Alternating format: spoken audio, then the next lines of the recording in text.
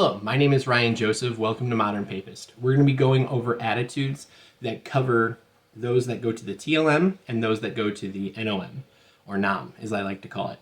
Now, the NOM is also referred to as the Novus Ordo or the New Mass. There have been studies that have gone over both groups, and I think it's really important that we cover them. They cover important topics that we as Catholics care about. And then I'm going to give you my understanding and insight as to why things may be what they are. Now, who am I? Why do you care what I say? I am a statistician. So this is what I do. I take survey results for companies and I analyze them and I give it back to help them make better choices for their customers. In this case, we're dealing with analysis of the church. And so I care about the church a lot more than the companies, a great deal more. I'm a practicing Catholic and I want to help the church as best I can. Now, for me, I go to a reverent NOM, or a reverent Novus Ordo. I used to go to a TLM, and so when it comes to analyzing this information and understanding the perspectives of both groups, I think I'm pretty well suited to do that in as much of an unbiased way as possible. Now, everyone's going to have their bias, but given I grew up on NOM, I went to a TLM, and now I go to a reverent NOM, I think that's a very important aspect from my perspective to look at this data. And you'll see that in the insights. The surveys we'll be looking at are those that have attitudes and behaviors at the TLM parishes and those that have attitudes and behaviors at NOM parishes. And that's a very important distinction here. Obviously, that's the basis for the video. But the NOM studies are those that were general Catholic studies. They're not studies that say, well, they had to have gone to the Novus Ordo. It's because the default for the United States is the NOM. They account for about 95%, and so you can take those general studies as pretty representative of the NOM and make an adequate comparison to those that go to the TLM. And so the TLM is a oversample of a minority, and it's representative of TLMs, and so you're able to make that comparison. And so just for those that want to say, well, you can't make this comparison for what I just said, actually you can. So we did this all the time in stats, like that's just what you can do. Like that's appropriate. So let's get into these studies. So the TLM study focuses on 7 questions. Those 7 questions are approve contraception, approve abortion, weekly mass attendance, approve gay marriage, income percent donated, annual confession and weekly mass, and fertility rate. Now, Liturgy Guy on his website, if it's not up, it'll be up. He compared it to other studies across the years of those that, Pew, CARA, Daily Wire, for example, all doing these studies on Catholics, all valid studies where they ask these questions and then compares the percentages.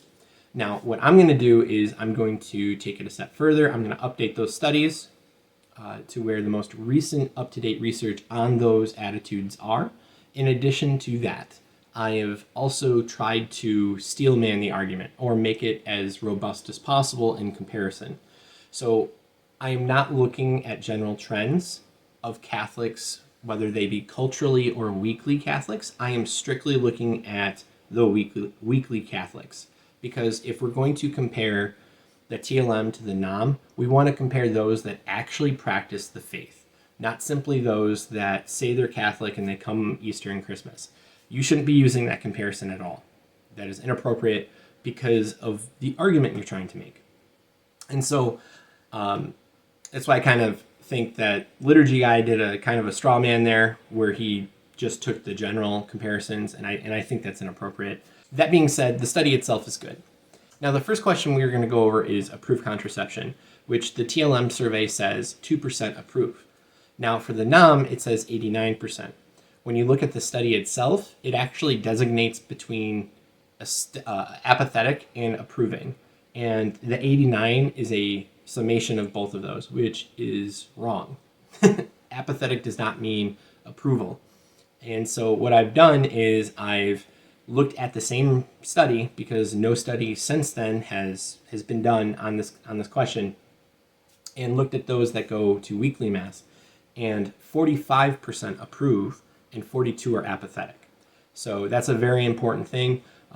This research was done by Pew. So just clarifying that. I'm going to try to say where the research is done at the end for every single one of them. For approving abortion, the TLM has 1% that says they approve abortion. Now, it says 51% for the NOM, according to a 2018 Pew research. What I did is looked at another Pew research that is in 2020, and what they did is they were asking questions on a gradient scale. So they said at 6 weeks, at 12 weeks, at 15 weeks, and so forth. And so trying to make the robust argument that I'm going for, I looked at those that say at 6 weeks, because most people think at 6 weeks that's the best time. But if you think at 6 weeks that's the best time or that's okay to do an abortion, that means that you approve abortion. So it's an all or nothing thing. You either approve it or you don't. Doesn't matter at what time that's appropriate. So at 6 weeks we have 43%. So it's not quite 51%, but it is pretty high. And that again is for those that go to weekly mass from the Pew research. So the next question is weekly mass attendance. The TLM states 99%, which means someone was probably sick. But for NOM, we have 22%. Now, I've looked at a CARA study that shows a 2021 study of those that go to mass. So this is after the pandemic and when most dioceses have opened up the doors, and it shows that 17.3% go to mass on a weekly basis. Now, obviously, I can't say that this is those that go weekly, because then that would make it 100%, and so that would kind of make the point a problem. But there's no other way of conditioning that argument to those that are really practicing the faith and those that aren't.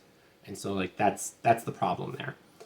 And CARA is a statistical group run through Georgetown University that is Catholic, that runs numbers on the Catholic Church. And so I will be linking all of these in the description so that you're able to see where I got this information.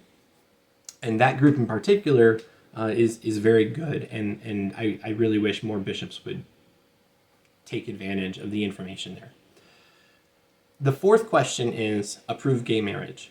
So approved gay marriage, this is the only one that I did not use a weekly mass attendance for because there wasn't one. It was very hard to find one. Like, I couldn't find it.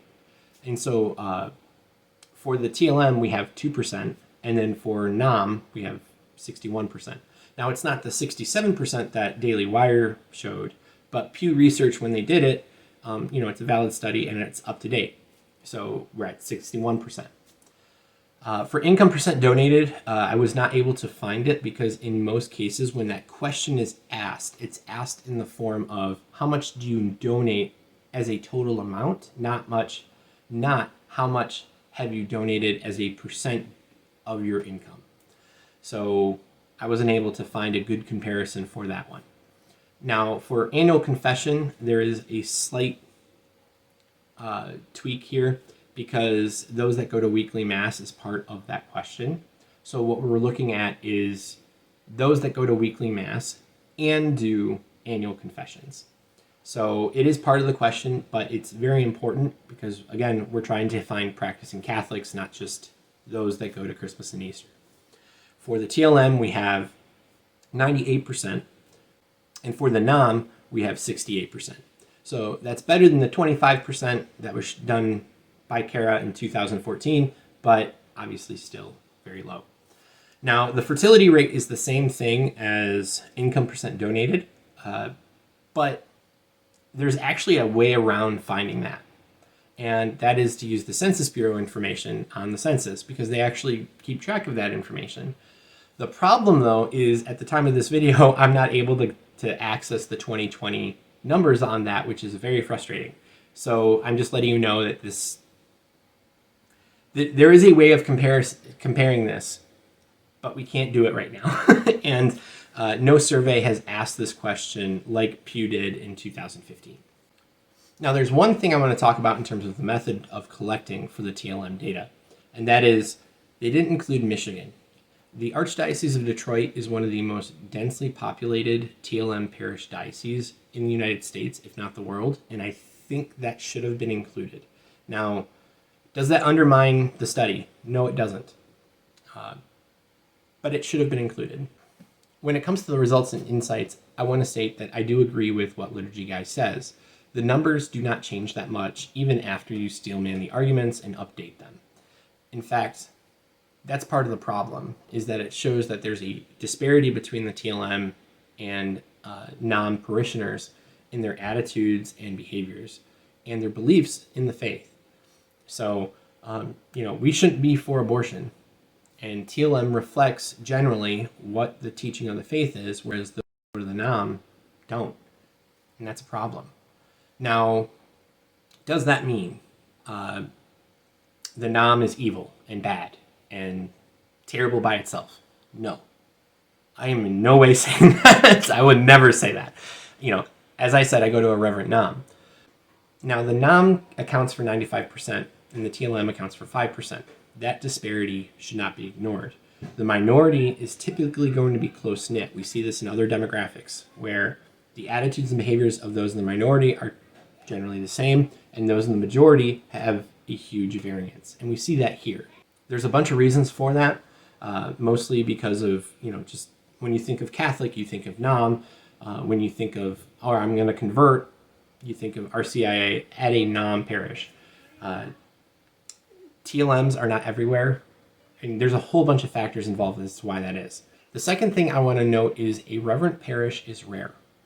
Now, that doesn't mean it's just TLM, but also for NOMs. Like, I go to a reverend NOM. Like, we do everything. We have the smells and bells, we have ad orientem, we have Latin in the ordinaries, we have an organ, we have chanting. I mean, we have what Vatican II actually describes as what the Mass should have. And it's in English. So, that's, and it is a NOM, it's not TLM. But, the point that I'm making, though, is that it's rare. There are other Reverend NOMs in the Archdiocese of Detroit, but it took me 9 months to find this one. Now, that's not just a critique to hit the Archdiocese of Detroit. I love the Archdiocese of Detroit. I love my Archbishop. But the reality is, there does seem to be a problem with reverence in Mass. In Mass as the population, not Mass, the Mass itself. We do have a TLM here that's Shrine. That's St. Joseph's Shrine. It's run by Institute of Christ the King. So it's not like we don't focus on reverence here. We absolutely do. But not all parishes are the same, and that's part of the problem here. And when you take into account the reality that reverend parishes in general are rare, and that the TLM is automatically in there because of what the TLM requires, you now have this confounding variable of just reverend priests and taking the liturgy seriously. Again, not every priest is screwing it up. That's not what I'm saying. But the reality is that this matters. And this influences the attitudes and appreciation of the faith from those that go. And, just like when we had that Pew Research study that said 70% of Catholics don't believe in the true presence. When you look at weekly Mass goers, it's still 67% believe, and then 33% don't believe. 1/3 of Catholics who go weekly do not believe in the real presence. That's a real problem.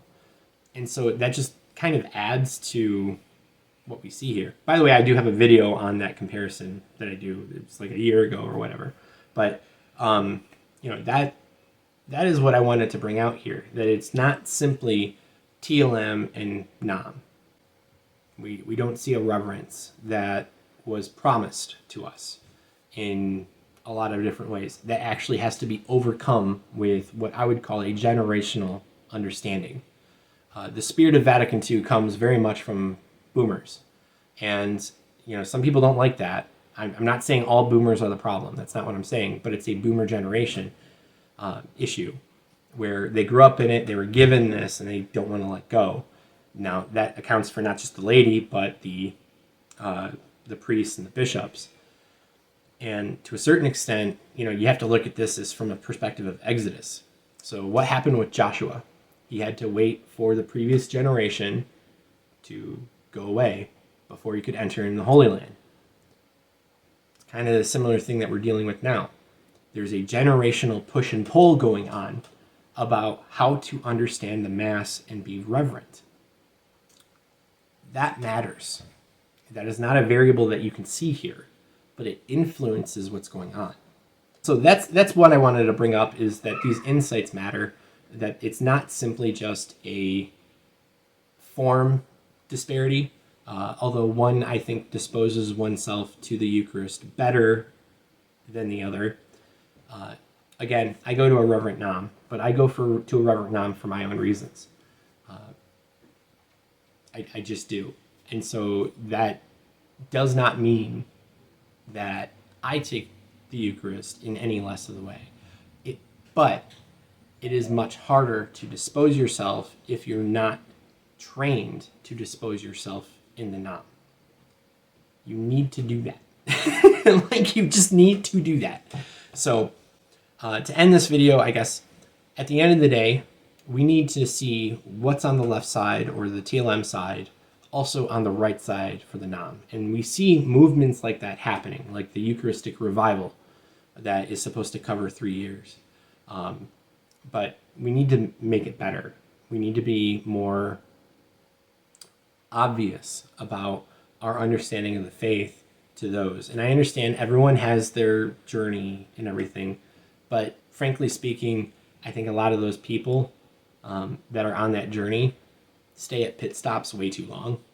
And we just get just like how you have generationally within my generation, this childlike adulting, even the word adulting some people don't like, but whatever, where they're basically adult children, and they haven't grown up and embraced the responsibility they're supposed to have. It's like the same thing with the faith. You have to mature into it. But if you stagnate that maturation, that's going to be a problem too. And so we can dialogue all we want, but at the end of the day, we do have to draw a line in the sand and be like, no, seriously, this has to happen. You have to believe this, or you risk your soul being damned. So thank you for watching. If you have any questions, please leave them in the comment section. I really hope this brings about a lot of questions, because I would be happy to answer them in terms of analyzing the different trends between the two different forms and those that go there. But also, if you have any suggestions for other analysis, I would love to do it. I have a video where I literally show how absolutely ridiculous Fulton Sheen's miracle is, because my background is in as a trained biostatistician. That's what I did. I just showed how absolutely amazing that is. So if you want me to do other analysis like that, please leave it down. I'd love to do more. Thank you for watching, and I'll see you next time.